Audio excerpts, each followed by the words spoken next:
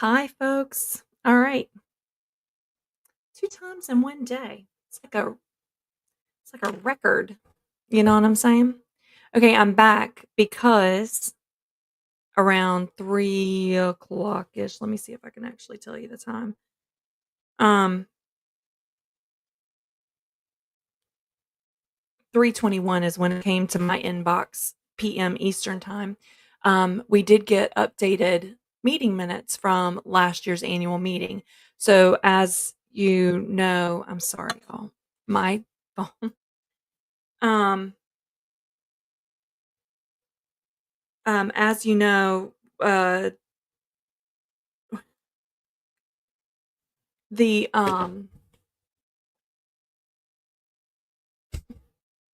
as you know, in the ballot, there are 2 questions. 1, do you approve the meeting minutes from last year? 2, which 2 candidates are you voting for the 2 open board of director positions?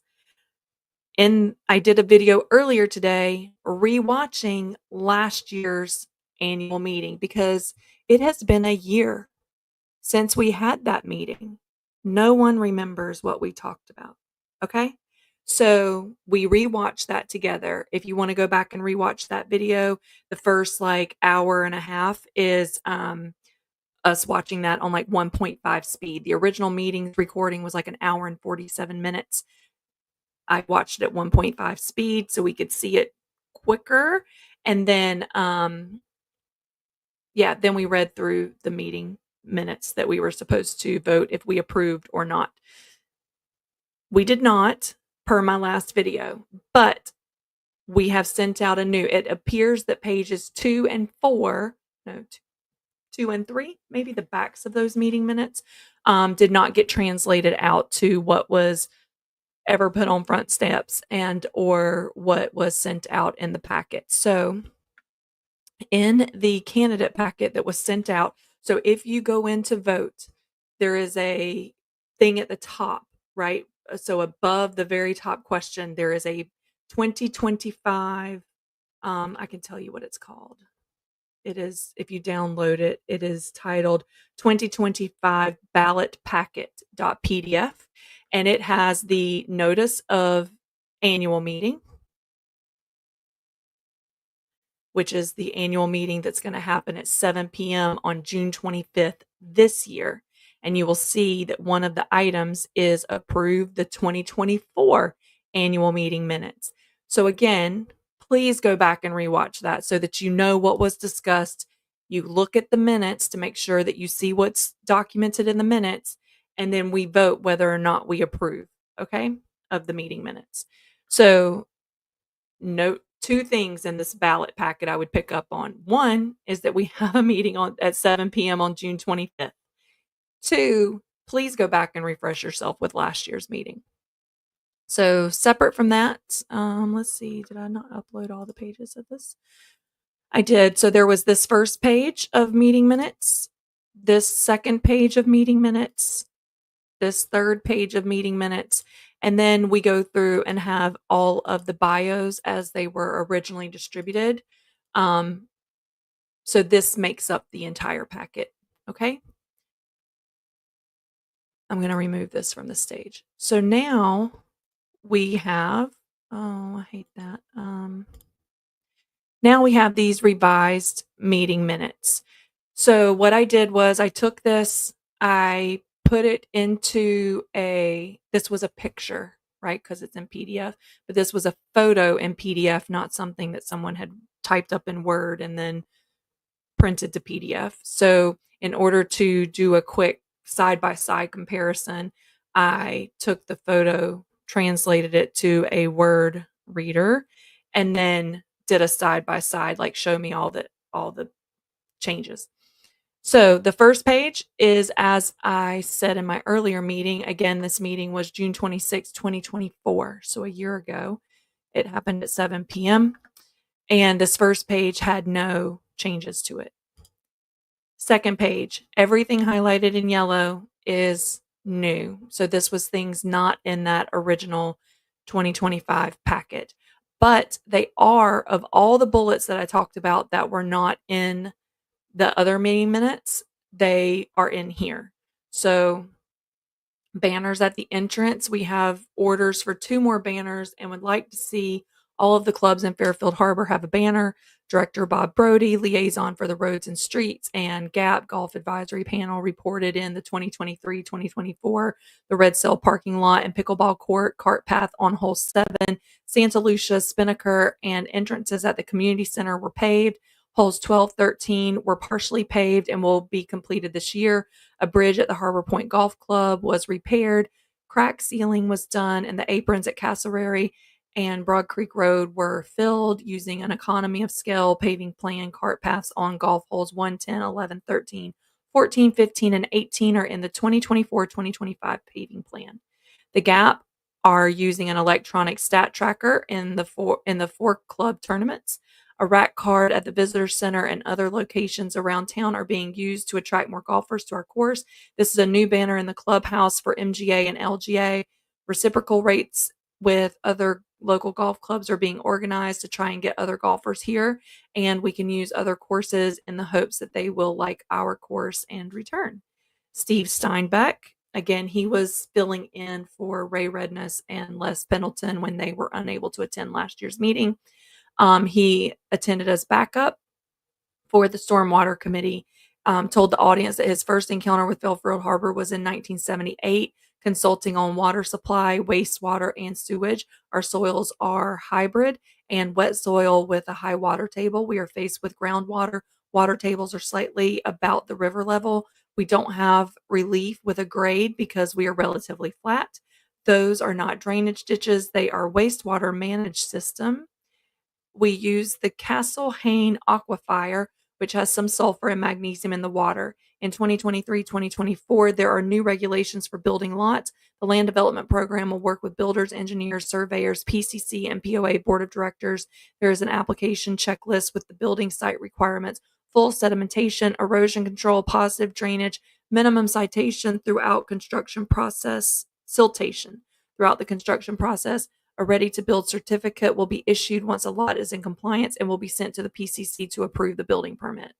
The 23-24 stormwater accomplished repairs and maintenance by regrading the swale on Santo Domingo Court, researched revision of wear on Gondolier Peninsula, regrading and culvert restoration on Crooked Creek Drive. The 24-25 stormwater plans include maintenance on culvert on Coral Reef and Barkentine, swell between Santa Lucia and Petite Terre, replacement of 5 road culverts, cleaning and regrading outlet swells and retention weirs along Gondolier Drive, Trade Winds, Bucko Reef Road before paving, determining drainage solutions for Harbor Point Drive area. The long-term project is to replace all corrugated metal pipes. You as a homeowner are responsible for the maintenance of swales on or along your property. If you have an issue, call the office.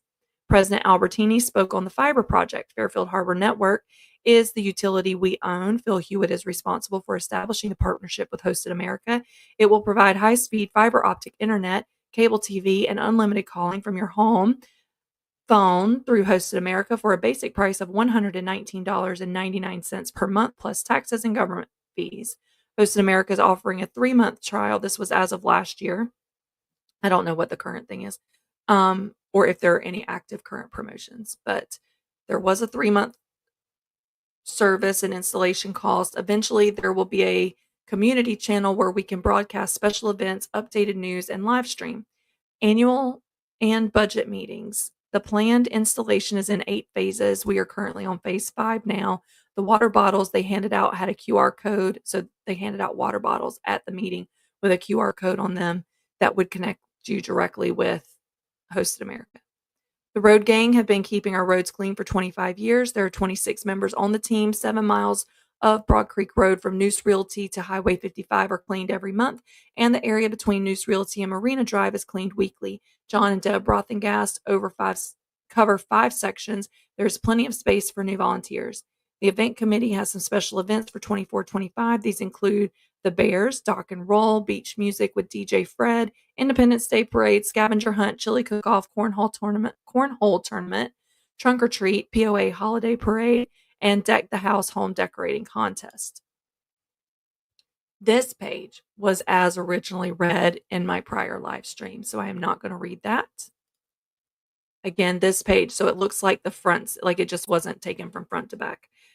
The presentation on the profit and loss statements included revenue, gross income, labor and operations expense, earnings before interest, taxes, depreciation, and amortization, also known as EBITDA, and summary. His comparative analysis covered total rounds of golf, revenue and gross income, labor and operations expenses, interest and expenses and depreciation, capital improvements, and capital reserves. Treasurer Heidel addressed rumors circulating in Fairfield Harbor.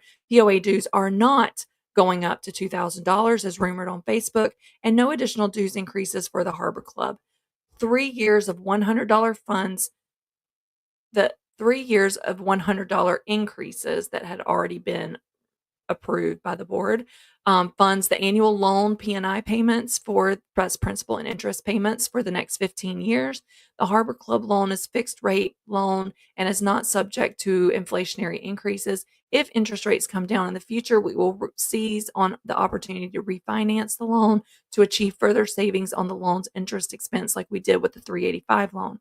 The additional FY 2023 dues increases of $122 will fund the remaining $2.8 million in infrastructure replacement costs for 3,200 feet of seawall, Shoreline Marina and Harbor Point Golf Club, and Shoreline Cart Pass, with no further dues increases for these projects. This $122 dues increase will also reduce the completion schedule for these projects from 10 years to 5 to 6 years, eliminating the future inflationary increases of expenses in future years. While inflation increases about 20% over the past 3 years, there was no inflationary dues increase passed on to the property owners. Treasurer Heidel believes that with the present budget, we can work within it and be flexible and adjust accordingly to avoid dues increases in the near future. No one and promise there wouldn't be increases in the future. To do so is fiscally irresponsible. We can work to manage our funds and address the issues as they arise. President Albertini introduced a resolution by the board of directors to induct Phyllis Wiltrout into the Fairfield Harbor Hall of Fame. Phyllis passed away last year. She created the Harbor Helpers and volunteered for 30 years. Phyllis and her husband took volunteering to a new level by securing help for neighbors needing a ride to medical appointments, grocery shopping, or even putting in a new light bulb. Phyllis was honored as a 2022 Grand Marshal at our Christmas parade. Attorney Hope Carmichael introduced Tom Monty from the accounting firm of Carr, Riggs, and Ingram. He presented Secretary Miller with a sealed envelope containing the election results for 2 vacant board seats. He explained the names were listed alphabetically.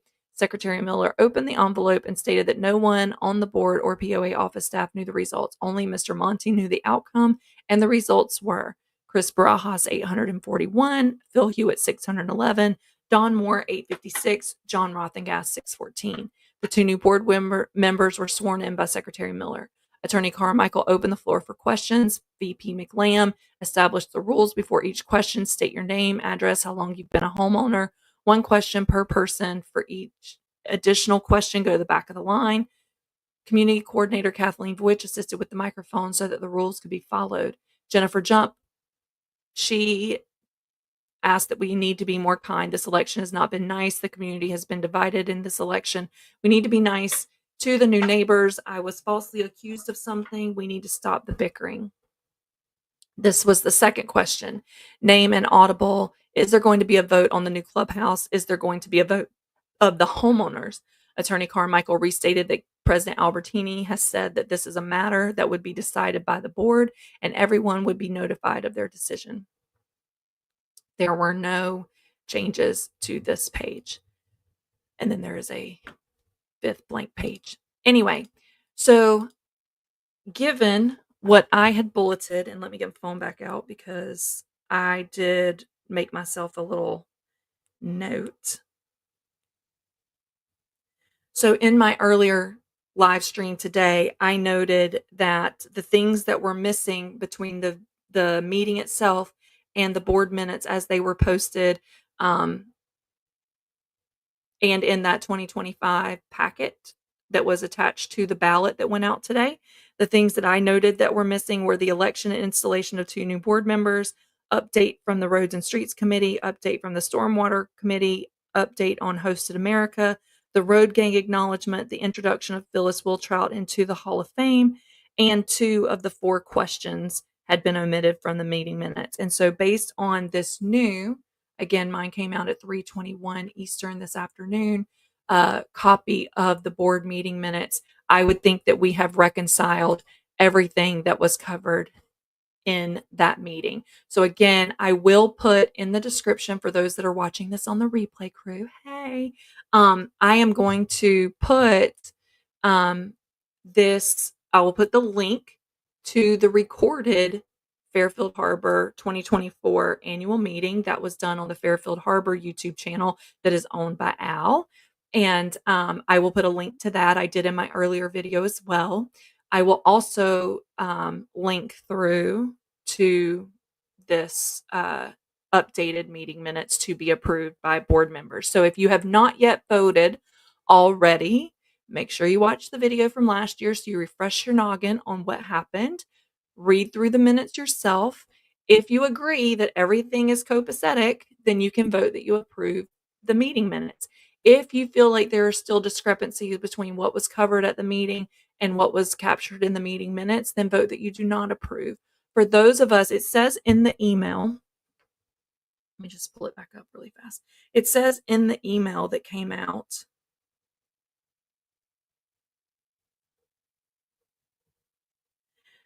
the minutes sent out in the vote packet were missing the second side when scanned. The second side was missed. Please see the complete minutes and check the approve or do not approve option. I'm assuming that's in the ballot because there's not one in the attached.